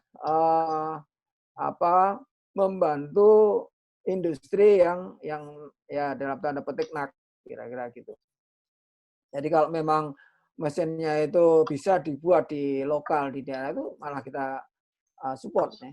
Tetapi ya tadi bukti-bukti itu harus jelas, kemudian mesinnya nanti harus bisa dibuktikan itu jalan ya. Karena ya kembali lagi bengkel-bengkel ini kan kemampuannya kadang-kadang up and down dan kadang-kadang validasi untuk operasionalisasi mesin kadang-kadang juga nggak ada. Jadi mesinnya bisa jadi tidak berfungsi. Jadi artinya mesin harus diinstal, kemudian dibuktikan itu jalan dan bisa meningkatkan produktivitas fungsi yang bersangkutan. Kemudian pertanyaan kedua, sudah pernah mendapatkan tahun 2018 oven, kemudian sekarang mengajukan lagi dengan harapan oven yang sudah itu dijual. Nah ini yang kita nggak boleh. Ya, jadi kita bicara fasilitasi ini kan arahnya bagaimana yang bersangkutan atau IKM tadi mendapatkan suatu fasilitas yang mungkin tidak didapatkan oleh orang lain. Nah, karena itu maka setelah dia mendapatkan kemarin oven, kemudian dia mau meningkatkan kapasitas beli oven lagi yang kemarin mau dijual. Nah ini pengertiannya jadi bisa negatif ya, bisa negatif. Artinya kenapa tidak ketika itu direncanakan jauh-jauh hari beli mesin yang besar sekalian ya. Jadi kalau yang ovennya kemarin masih dipakai itu kalau tidak salah batasannya itu yang tidak boleh dijual 3 tahun, seingat saya kalau nggak salah di Permen. Coba nanti kita lihat ya 3 tahunan. Mungkin nanti Mas Eko bisa menambahkannya. Jadi itu seperti yang tadi saya sampaikan. Jadi ada orang-orang kadang-kadang beli hanya pengen mendapatkan reimbursement-nya saja. Jadi artinya mumpung ini ada program, dia diambil. Kemudian setelah itu pemikirannya udah nanti kita jual, sehingga ya dia sudah mendapatkan fasilitas yang 25% tadi. Nah pemikiran seperti makanya kita batasi mesin yang sudah difasilitasi, sudah dibeli tahun kemarin, kemudian mau maju lagi dengan alasan mesin yang ini kurang besar, kemudian ini akan dijual untuk beli yang lebih besar lagi. Ini kalau nggak salah batasannya 3 tahun. Jadi 3 tahun baru boleh disilakan, artinya mau dijual atau mau di apa. Jadi kembali ini program akan dicek, akan diawasi oleh inspektorat ya. Jadi ketika ada penyimpangan nanti akan ada sanksi-sanksi. Ada sanksi apakah itu disuruh mengembalikan atau mungkin kalau ya penipuan ya berarti pidana ya. Jadi artinya marilah berpikiran positif. Kalau ada yang seperti itu ya mendingan mungkin kita akan tolak di ini kalau dibawa ke RTT, kalau menurut saya akan kita tolak ya. Jadi baru beli mesin kemarin kok sudah mau dijual lagi. Saya kira itu Mas Mbak untuk pertanyaan Mbak Fauzia tadi ya. Baik Pak Idi dan Bu Fauzia dari Tarakan. Saya rasa memang menjadi catatan kita, insya Allah presentasi ini atau bahkan buku dari program restruk ini nanti bisa di-share ke teman-teman, nggak ada masalah. Karena ini hafalan ya, berapa tahun, karena masa masa penggunaan mesin itu memang agak beda-beda. Khususnya kalau terkait dengan pangan, kadang-kala cepat sekali usang. Bahkan sudah mungkin tidak bisa lagi dipakai, ini sangat mungkin. Nah, karena itu nanti dilihat aja Mbak dari Tarakan untuk bisa dipastikan 3 tahun atau sekian tahun tadi. Karena kalau kita alamiah gitu ya, misalkan kita mobil, 5 tahun udah boros, udah kacau, harus ada perbaikannya banyak kan gitu. Mungkin akan efisien lagi kalau segera diperbaiki, ditukar lah semacam gitu. Saya rasa ada aturannya, nanti kita lihat, karena aturan itu juga bisa kita koreksi dan kita perbaiki, tentu permennya diperbaiki juga. Nah, karena itu kita nggak hafal, tapi tolong dilihat aja nanti. Satu lagi, nanti sebelum ke Pak Eko, dari Sleman, kami sudah janjikan ke Sleman, silakan. Terkait dengan SNI ini. Ya, Assalamualaikum warahmatullahi wabarakatuh. Waalaikumsalam. Ya, kami Heri, penyuluh perindustrian dari Kabupaten Sleman. Ada 2 pertanyaan. Yang pertama adalah, apakah program Restruk ini bisa dilingkan dengan industri alat teknologi tepat guna? Kebetulan di Sleman juga ada alat teknologi tepat guna. Mungkin di masing-masing daerah ada dalam rangka program pemerintah pusat melalui Kementerian Perindustrian juga, yaitu Bangga Produk Indonesia. Nah, ini memang ada beberapa kelebihan ya menurut kami UMKM yang bisa menggunakan produk-produk alat teknologi tepat guna. Kemudian yang kedua adalah program ini apakah mesin yang dipesan oleh masing-masing IKM, apakah dengan programnya harus berstandar nasional Indonesia ataupun SNI? Mungkin itu karena emang kebanyakan di Sleman yang mengakses program ini adalah kebanyakan industri menengah. Nah, baru sekarang kita dorong untuk industri-industri kecil bisa mengoptimalkan program Restruk ini. Nah, baru-baru kemarin memang kita sudah ada verifikasi, walaupun program HACCP yang HACCP oleh kementerian juga rupanya lebih cocok untuk program restrukturisasi untuk industri kecil dalam membuat inovasi produk pada masa pandemi ini. Mungkin itu dari kami. Terima kasih. Assalamualaikum warahmatullahi wabarakatuh. Waalaikumsalam. Waalaikumsalam. Iya. Makasih Pak Edi. Mohon izin Pak Edi singkat padat untuk bisa langsung menjawab. Enggak, saya mau tanya, maksudnya dilingkan itu apa ya? Dilingkan itu pengertiannya gimana? Maksudnya dibangun apa Pak? Istilahnya selama ini kan ada industri, mungkin kementerian bisa mendorong industri alat teknologi tepat guna ya. Mesin-mesin yang diproduksi mereka kan sangat banyak sebenarnya. Nah, sehingga industri tepat guna itu bisa terus berkembang menjadi industri menengah ke depannya. Ya, jadi begini Mas, mungkin pengertiannya kalau menurut saya yang bisa kita lakukan itu adalah kalau di suatu daerah itu ada suatu industri, katakanlah industri makanan. Kemudian industri makanan mau bikin mesin, katakanlah oven nanti misalkan. Nah, oven itu dikerjasamakan atau dibuat oleh bengkel di sekitar itu boleh-boleh saja. Ya. Ketika semuanya memenuhi persyaratannya, jadi nilainya nanti ketika di reimbursement mungkin pembeliannya di atas ya mungkin 20 juta lah kira gitu ya. Misalnya seperti itu. Kemudian persyaratan industrinya juga memenuhi persyaratan gitu. Jadi mungkin kalau pengertiannya link langsung apa namanya bantuannya ke si bengkel itu nggak apa si pabrik roti tadi. Jadi bukan bengkelnya ini bukan. Tapi ketika bengkelnya itu mengajukan untuk untuk menambah katakanlah mesin-mesin terkait dengan perbengkelannya itu juga boleh ya. Ya selama bengkel itu juga memenuhi persyaratan tadi dan apa namanya kelompok ini ya masuk ya. Tapi saya kira masuk kalau kita kira-kira itu mungkin pengertiannya. Kemudian yang kedua tentang SNI, jadi tidak semua mesin itu ada SNI-nya ya, tidak semua ya. Kemudian SNI itu juga ada yang wajib dan tidak wajib. Dan untuk kelompok industri kecil, saya kira yang wajib hanya AMDK sama garam. Kemudian mainan misalkan di sektor apa namanya kerajinan. Jadi kalau mesin-mesin SNI nggak harus. Ya. Jadi misalkan tadi ovennya harus SNI ya, mungkin apa namanya SNI-nya ovennya belum tentu ada juga. Jadi artinya tidak perlu apa namanya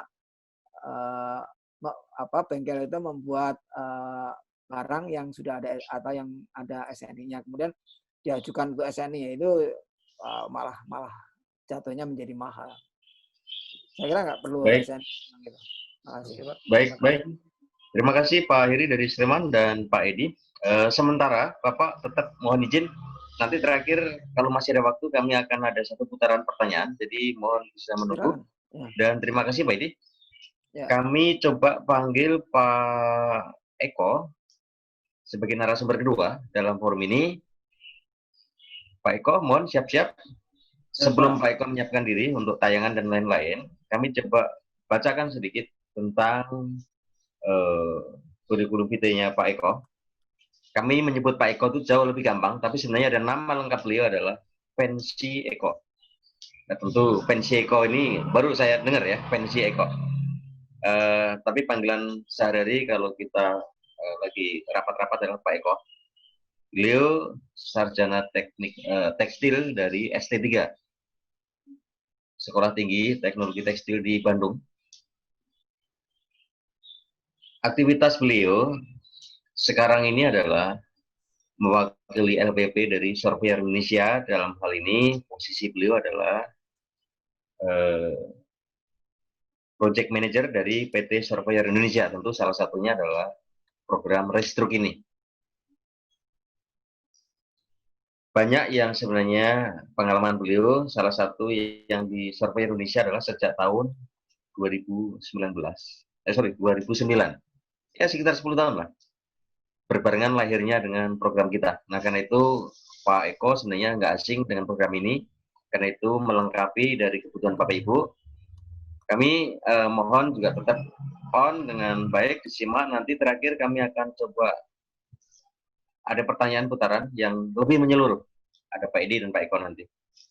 Kami mohon Pak Eko, kami persilakan kalau boleh maksimal ya 10 menit. Nanti biar tetap ada pertanyaan dari Bapak Ibu sekalian. Silakan Pak Eko. Ya. Assalamualaikum warahmatullahi wabarakatuh. Yang terhormat Ases, Pak Edi, Pak Bambang, dan rekan-rekan PFPP dan TPL, dan juga rekan-rekan LPP di daerah. Saya akan sedikit menguraikan. Tadi sudah dijelaskan oleh Pak Edi, gamblang sekali. Tapi saya hanya coba menggarisbesari program restrukturisasi ini itu permohonannya sudah dibuka. Itu tanggal 11 Mei sampai dengan 11 Oktober 2020. Ya. Terus ada syarat di sini, mesin yang bisa diajukan punya periode pembelian mulai 1 Agustus 2019 sampai dengan 30 September 2020. Oke deh, nanti ini aja, saya balik lagi ke depan Mas, tolong. Mas Bayu. Oke, ya lanjutnya. Biar cepat nih, saya dikasih waktunya dikit. Next, oke. Kami sebagai lembaga pengelola program dalam kegiatan ini ditunjuk oleh Kementerian Perindustrian melalui lelang yang alhamdulillah pada saat ini dilaksanakan oleh kami. Tugas kami adalah 1, penerimaan permohonan. Jadi permohonan dari rekan-rekan IKM di daerah itu ditujukan dikirim ke kami. Ya, jika jika teman-teman industri merasa seperti tadi ada pertanyaan Ibu, kalau bikin proposal itu lama, susah. Nah, di sini enggak. Kami punya tangan di daerah, ada 7 provinsi, ada LPP kami di sana. Silahkan nanti dihubungi, nanti ada nomornya di bawah. Ibu-ibu bisa dibantu untuk membuat permohonan. Tentu saja harus ada permohonan yang ditujukan kepada Dirjen IKMA. Oke. Setelah permohonan kami terima, kami akan memeriksa jika permohonan Bapak Ibu lengkap. Nanti ada di itunya ya, di alurnya. Jika permohonan lengkap, akan kami beri nomor registrasi. Jika belum lengkap, kami kasih waktu 7 hari Bapak untuk melengkapi dokumen. Oke, itu masuk dalam poin dari verifikasi. Jika Bapak sudah dapat nomor registrasi, kami akan survei. Jadi kami akan lihat ke lapangan, mana mesin yang Bapak beli, mana legalitasnya, mana dokumen pembayaran, dan kami akan lihat foto pabrik dan alur produksi. Oke. Nah, dan juga ada monitoring dan evaluasi di sini. Setelah itu kita akan baru kita pelaporan. Oke, Mas Bayu. Nah, di sini ada alurnya. Tadi sudah juga disinggung oleh Pak Edi. Ada tahap permohonan di sini. Ya, ini dari pemohon dari IKM dikirim ke kami LPP. Kalau lengkap, kami langsung kasih nomor registrasi ya pada saat penerimaan dokumen. Kalau tidak lengkap, kami kasih waktu 7 hari karena di Juknis di situ disebutkan IKM diberi waktu 7 hari untuk melengkapi dokumen. Jika dalam 7 hari tidak lengkap, ini kami anggap kami belum terima dokumen. Dokumen akan kami kembalikan dan Bapak Ibu silakan kirim lagi. Oke, kalau dokumen Bapak Ibu sudah lengkap, kami akan kasih nomor registrasi dan kami akan melakukan survei dan verifikasi di lapangan. Kami akan kumpulkan seperti yang saya sebutkan tadi. Yang paling core kerjaan kami adalah kami memverifikasi mesin Bapak dan Ibu. Ya, karena di Juknis juga disebutkan mesin yang dibeli adalah mesin baru, bukan baru beli. Ya, betul-betul mesin baru, bukan Bapak baru beli. Kalau baru beli itu bisa beli mesin bekas, bisa beli mesin baru.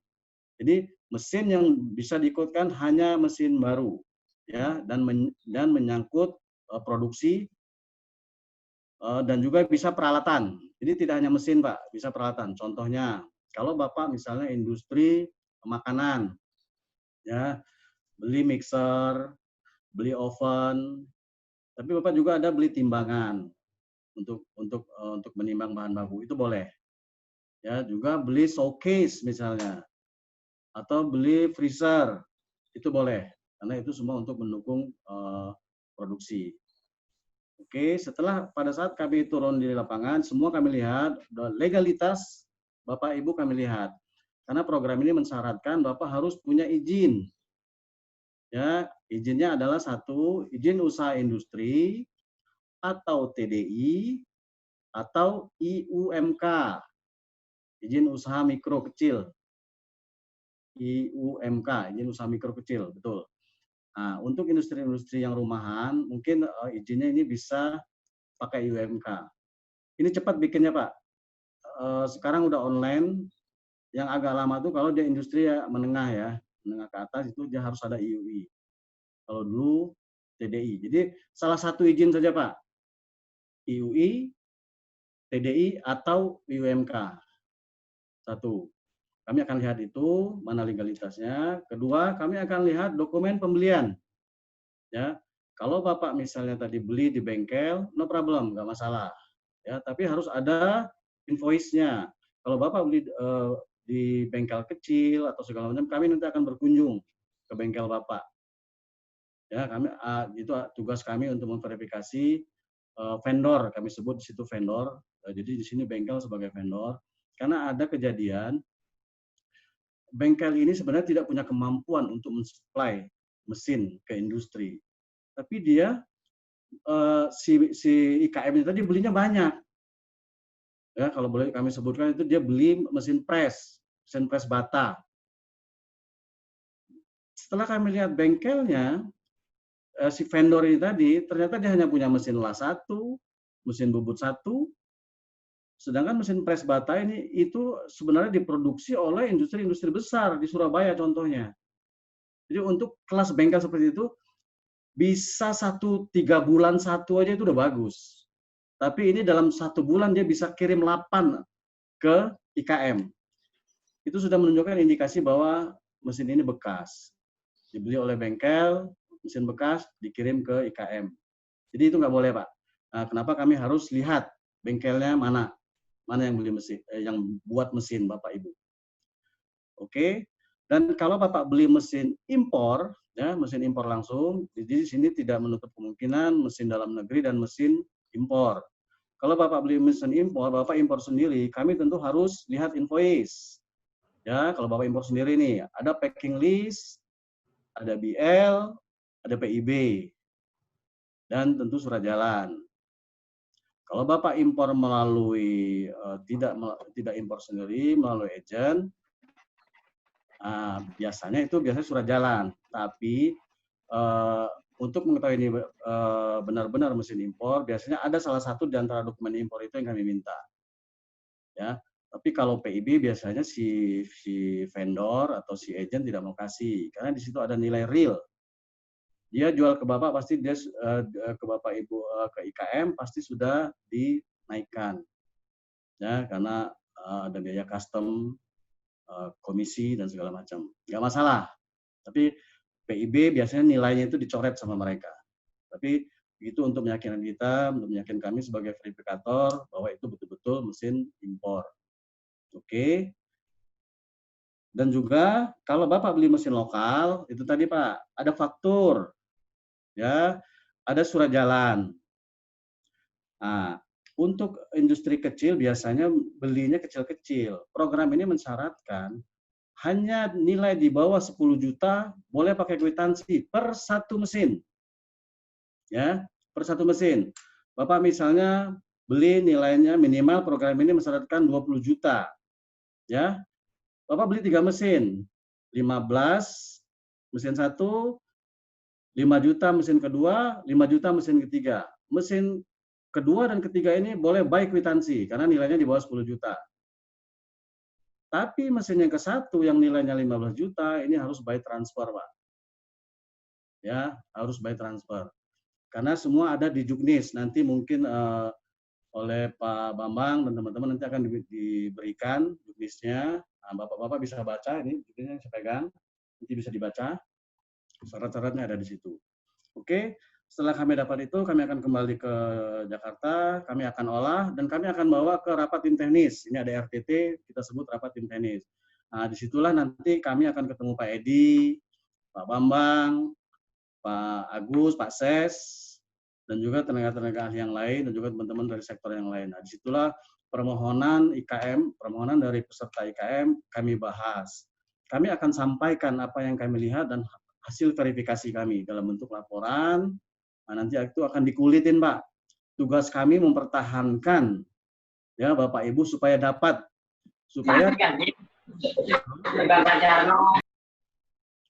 tim teknis yakin bahwa Bapak peserta IKM ini betul-betul memenuhi syarat untuk dapat bantuan. Nah, setelah RTT disetujui, nanti kita buat berita acara rapat tim teknis. Nah, jika dalam rapat tim teknis Bapak ditolak, kenapa ditolak? Macam-macam. Satu, pada saat di lapangan kita ketemu bahwa itu bukan mesin baru, ya mesin bekas. Kedua, bukti bayar, ya tidak by transfer misalnya. Dan ketiga, seperti Pak Edi bilang tadi bahwa industrinya sebenarnya sudah industri besar, tapi izinnya masih menengah. Nah, itu nanti kita sebenarnya kita tidak bisa putuskan. Kita putuskan di rapat tim teknis. Jika rapat tim teknis tolak, kami akan balikan dokumen Bapak Ibu. Ya, dokumen pemohon, dokumen IKM akan kami kembalikan. Tapi jika disetujui, nanti akan ada penertangan SPPB. Nah, nanti di LPP bersama-sama dengan kementerian itu akan datang ke IKM untuk melihat mesin lagi. Sekali lagi diverifikasi ya oleh tim teknis dan teman-teman di sektor BKF, logam ataupun KASKIA sekarang. Jadi begitu Pak ya. Untuk tahap realisasi pencairan dari pemohon itu nanti ada formnya. Jadi kami yang bikin Pak, kami yang urus nanti ke LPP, penerimaan dokumentasi, semua ini nanti kami urus, kami nanti akan kembalikan ke Bapak, Bapak tinggal cap dan tanda tangan, periksa betul nggak Bapak mesin Bapak ini, nanti tinggal dilihat. Nanti kirim ke Jakarta, nanti dari keuangan Kementerian Perindustrian.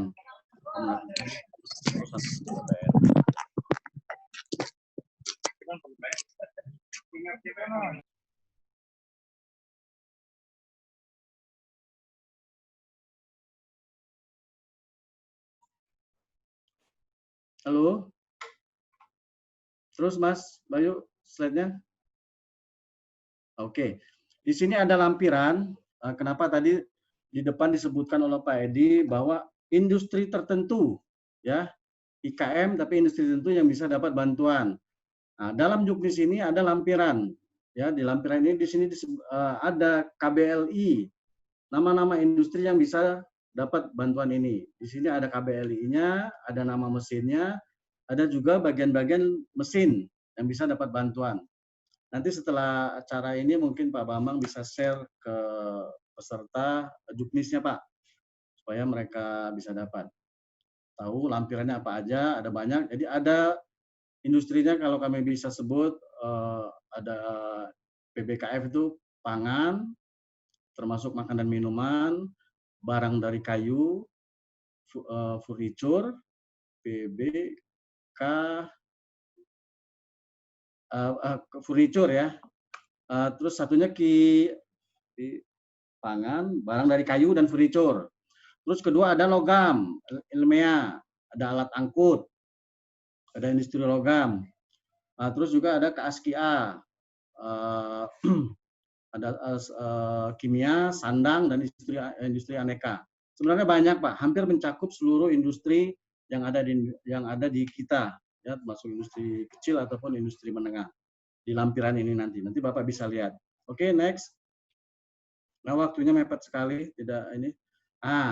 Nanti kalau memang ada, kalau teman-teman di lapangan bisa dapat menemukan ada industri yang mau ikut program ini, nanti silakan hubungi kami atau hubungi teman-teman LPP di daerah. Nanti kita akan kirim form Pak, ada form format permohonan. Ya sebenarnya kalau dilihat, waduh ribet banget nih. Tapi kalau IKM yang sudah dapat sekali, ketagihan Pak. Jadi kalau pertama memang sepertinya sulit, tapi sebenarnya tidak. Jadi ada form A1 sampai A7.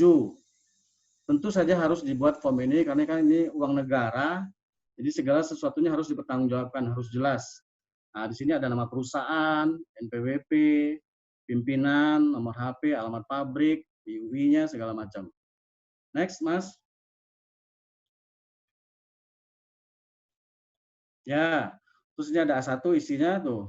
Ada macam-macam, ada daftar mesin, rekapitulasi pembayaran, fotokopi akta pendarian, fotokopi IUI, fotokopi NPWP, proposal, surat pernyataan. Jadi form permohonan itu form A1 sampai A7 dan F1 sampai F5, itu saja. Karena form A itu sampai A15. Untuk permohonan, tahap permohonan hanya A1 sampai A7. A8 sampai A15 itu untuk pencairan. Itu nanti setelah Bapak disetujui, nanti kami akan hubungi lagi, kami akan berikan form A8 sampai A15 untuk pencairan. Jadi untuk permohonan ini hanya A1 sampai A7, F1 sampai F5. Sedikit Pak, kalau mau diisi Bapak Ibu, ya tidak ribet lah untuk pertama ini. Ya silakan terus Mas Bayu. Surat bukti sumber pembiayaan. Nah, ini semua form-formnya. Jadi form-form ini ada judulnya. Form A41 itu bukti sumber pembiayaan. Form A5 surat pernyataan sedang tidak mengikuti program sejenis. Form A6 surat pernyataan bersedia termasuk dalam daftar tunggu. Form A7 dan sebagainya. Ya, Mas, lanjut Mas Bayu.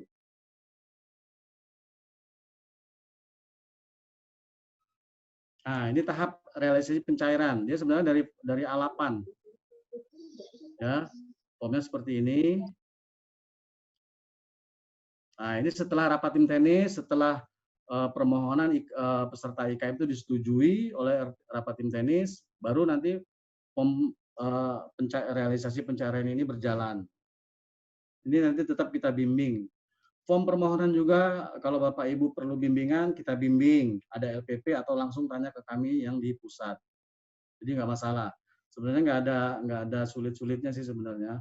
Tapi yang paling penting adalah satu, IKM tadi sudah harus ada beli mesin, ada investasi. Dua, punya izin. Izinnya salah satu saja, IUI, TDI, atau IUMK. Beli mesinnya boleh sebanyak-banyaknya. Tapi ada syarat bantuannya maksimal 300 juta, minimal 5 juta. Kalau IKM belanja kira-kira 1,3 juta, dia dapat 300 juta. Kalau dia belanja 2 miliar, dia tetap dapat 300 juta.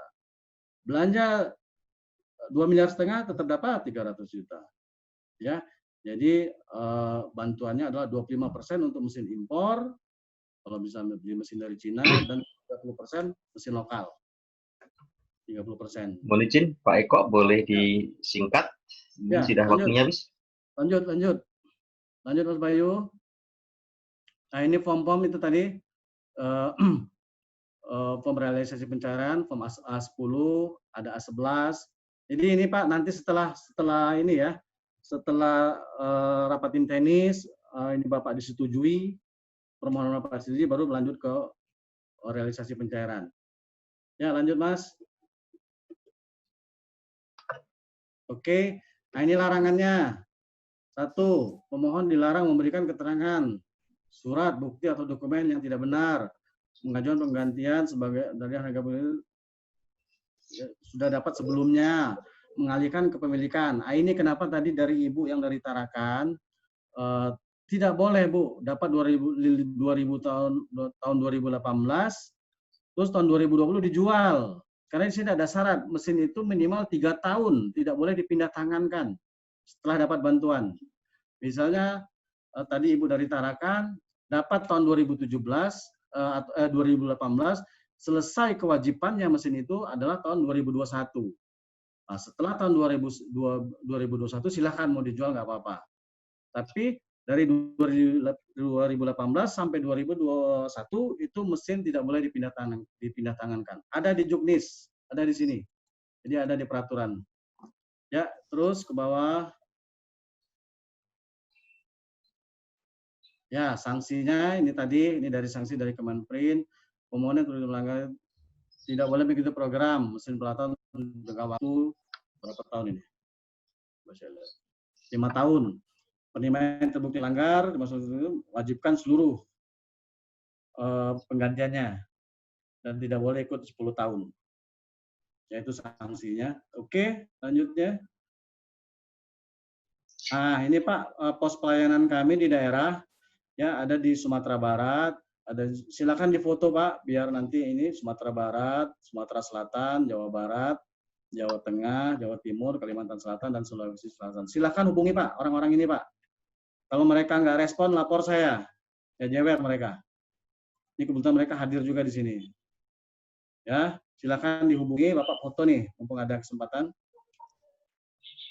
Saya sudah wanti-wanti ke mereka untuk cepat merespon kalau ada ini dari IKN.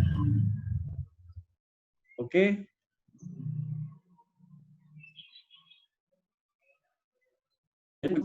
Mas Bayu. Next. Oke. Terima kasih. Assalamualaikum warahmatullahi wabarakatuh.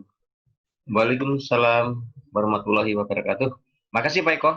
Ya Pak. Baik Bapak Ibu yang kami hormati, ada satu animo dari para peserta ini sangat banyak, tapi dengan sangat menyesal mungkin kami hanya bacakan sekilas. Nanti kami ingin ada semi closing lah dari Pak Edi, mungkin 1 menit dengan Pak Eko juga. Tapi kami ingin bacakan ini aja sebentar, yang belum yang belum terbacakan, yang tadi belum sempat nanya. Satu dari Ibu Rina Sumsel. Pak mau tanya, untuk IKM kecil yang mestinya nggak sampai 17 juta, apakah bisa kumulatif digabung atau mungkin dengan IKM lain? Nah ini mungkin mohon nanti menjadi satu statement dari Bapak Ibu sekalian sebagai narasumber, boleh? Ini satu pertanyaan dari Bu Rina di Sumsel. Yang berikutnya lagi Pak Billy, Putra Billy dari Belitung. Saya rasa dari Pak Billy ini sudah terjawab nanti di Juknisnya ada kelompok industri apa yang akan bisa ini, karena beliau nanyakan printing bisa nggak dan lain-lain. Saya rasa nanti bisa di itu. Kemudian yang belum dijawab lagi Pak Mujiono, Pak Mujayin dari Kaltim. Nah ini menyangkut kur lagi. Ini beda nih. Berapa bunga pinjaman kur? Nah, saya rasa ini beda dengan resto kita. Saya rasa nanti sekilas Pak Edi silakan untuk menyeluruh. Yang berikutnya lagi, saya rasa intinya seperti itu Bapak, bahwa animo pada pagi hingga siang ini sebenarnya cukup banyak. Tapi mohon izin Bapak Ibu sekalian, karena ada beberapa kendala di awal-awal. Tentu saja ini bukan kehendak kita semua. sehingga nanti ada forum yang sangat khusus yaitu sosialisasi program restruk. Nah, hari ini adalah workshop yang tentu saja belum bisa menjawab pertanyaan Bapak Ibu secara keseluruhan. Insya Allah dalam program sosialisasi nanti kita akan undang lagi kesempatan yang berbeda. Kami sedang siapkan waktunya dan mudah-mudahan nanti Bapak Ibu PAPP dan TPL bisa bergabung lagi. Saya rasa kami berikan kesempatan 1 menit kepada Pak Edi. Silakan, nanti Pak Eko silakan 1 menit juga. Pak Edi dulu silakan. Ya, makasih Mas Abang. Ini Mbak Rina tadi sudah saya jawab itu di chat. Jadi intinya tidak bisa IKM 10 gabung satu ketemu jadi kumulatif, jadi ketemunya pembeliannya 20 juta atau 17 juta. Jadi tidak boleh. Jadi intinya ini untuk individual. Jadi individual satu perusahaan membeli belanja untuk perusahaannya, belanja untuk digabung-gabungan. Jadi intinya seperti itu. Itu yang terkait dengan Mbak Rina ya. Kemudian kalau tadi disinggung kur ya sekarang masih 6% sih. 6%. Cuma memang kalau harapannya Bugatti tadi nanti programnya kalau dikaitkan dengan apa sambutannya tadi bahwa nanti dia bisa difasilitasi beli mesin dengan dana kur. Tapi kalau misalnya apa namanya benar-benar itu dilakukan, biasanya prosesnya lama. Jadi artinya bisa jadi belinya sekarang, tetapi mungkin batas waktunya bisa lewat. Ya. Baru nanti bisa diikut sertakan di tahun depan. Jadi artinya mungkin nanti tahun depan juga akan kalau masih ada anggarannya akan diadakan lagi. Pasti batas pembeliannya ya seperti tahun ini. Jadi pembelian Agustus tahun 2020 sampai September 2021.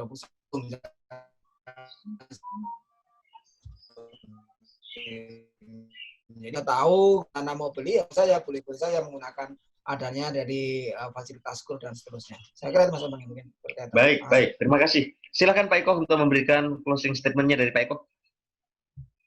Makasih Pak Bambang. Saya mau ini kasih jawaban untuk yang ini Pak, yang kelompok tadi ada bertanya apakah printing bisa. Kalau printing tekstil boleh, ya kalau mesin printing tekstil. Tapi ini kayaknya printing banner, Pak. Kalau printing banner di Dukdisnya belum ada Mas, ya belum ada Pak.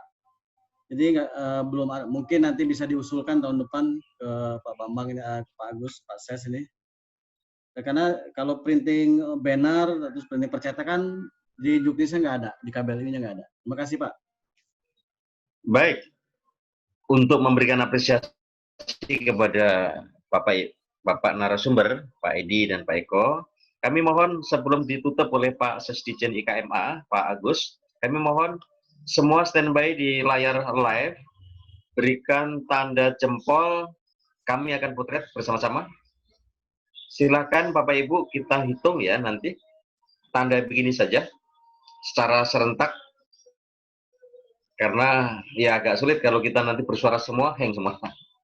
Silakan acungkan jempol, 1, 2,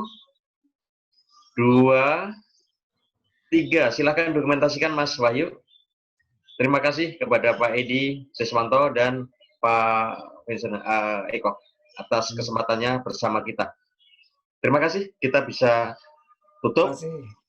Kami mohon dengan hormat Pak Agus Tapi Priyadi untuk bisa menutup acara workshop daring program restrukturisasi mesin dan atau peralatan. Kami persilakan Bapak. Assalamualaikum warahmatullahi wabarakatuh. Selamat siang, salam sejahtera buat Bapak Ibu yang kami hormati, wabil khusus para narasumber, Pak Edi Siswanto dan Pak Eko yang sudah memberikan pemahaman untuk teman-teman apa itu restrukturisasi dan bagaimana mekanismenya. Tentu ini menjadi masukan buat teman-teman TPL dan fungsional yang ada di daerah, yang tentunya juga akan memberikan penjelasan kepada teman-teman IKM dalam rangka menyambung program-program kita yang sudah kita rencanakan, dan memang tahun ini kita akan mengadakan restrukturisasi ini. Bapak Ibu sekalian, tentunya ini menjadi sesuatu yang baik bagi kami. Mudah-mudahan ini semua berjalan lancar dan Bapak Ibu sekalian juga bisa memberikan penjelasan.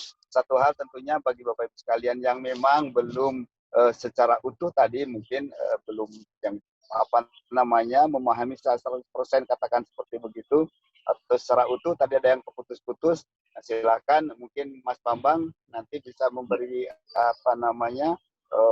telepon atau memberikan kontak person dengan siapa supaya nanti teman-teman dari TPL atau fungsional ini bisa meminta atau memberikan pertanyaan-pertanyaan yang tentunya kita bisa jawab. Barangkali itu Pak Edi, Pak Eko, terima kasih banyak, Pak Bambang, Bu Lia, tim semuanya, Bapak Ibu sekalian yang sudah hadir di acara webinar ini. Mudah-mudahan ini bermanfaat untuk kita semua. Wabillahi taufiq wal hidayah. Assalamualaikum warahmatullahi wabarakatuh. Waalaikumsalam warahmatullahi wabarakatuh. Baik, terima kasih Pak Agus, Pak Sesdijen IKMA atas kesempatannya menutup acara formal dari workshop program restrukturisasi mesin dan peralatan Dijen IKMA. Saya rasa siang ini kita sudah dalam posisi penutupan, tetapi mohon izin semua tayangan ini kita rekam dan nanti akan kita catat sebagai sebuah masukan. Yang belum sempat bertanya akan kita adakan ulang. Kebetulan Bu Dirjen IKM sudah sama-sama kita tadi langsung on the spot minta ada satu program sosialisasi yang dengan segera akan kita laksanakan jadi. Sehingga hal-hal yang belum terjawab pada forum ini insya Allah akan kita lanjutkan dalam forum yang lain, khususnya program sosialisasi nanti. Baik, Bapak Ibu sekalian, kepada Pak Edi khususnya, dan Pak Eko telah bersama kita, terima kasih. Dan para peserta dari TPL, 45 orang, sangat banyak, saya rasa bagus pada forum siang ini. Dan PFPP yang hanya 35 orang, mudah-mudahan bisa mewakili Bapak Ibu sekalian yang belum kita satukan dalam forum workshop ini. Saya rasa seperti itu Bapak Ibu, kami mohon izin dan mohon maaf kalau ada kekurangan dalam forum workshop ini. Kami sampaikan terima kasih dan selamat jumpa lagi di lain kesempatan. Kami akhiri dengan wassalamualaikum warahmatullahi wabarakatuh. Selamat siang.